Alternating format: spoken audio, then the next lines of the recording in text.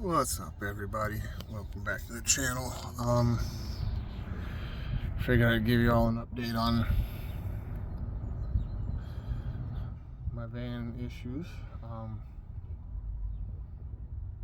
Had them pinpoint the area of which the fuel leak is at, and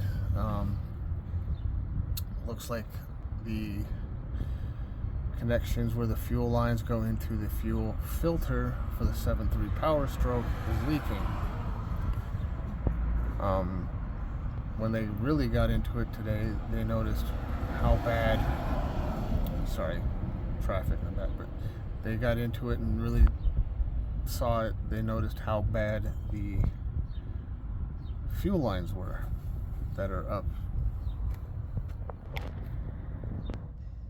on the motor. And anyone that knows the 7.3 Power Strokes, the fuel filter and fuel lines are on top of the motor towards the front on the econo lines, and it runs, I guess, back and all that, whatever.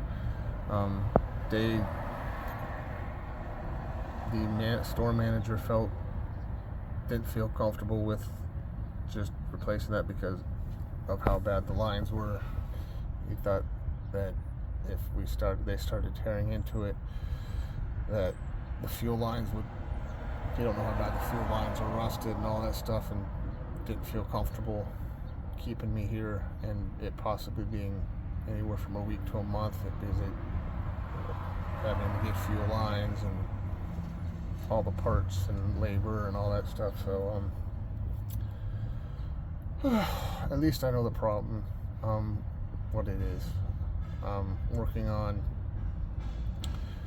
getting a vehicle transport to take me from where I'm at here in Tennessee up to Wisconsin, to home base where I'm near family. And when I get up there, find a reputable diesel mechanic and have them replace all the fuel lines and the fuel filter, I guess, unit, the whole thing, and get all that replaced. Needed to be done anyway now that I know what it is, but yeah, so stuck here in Tennessee, and hopefully for not long get back up to Wisconsin and start doing that.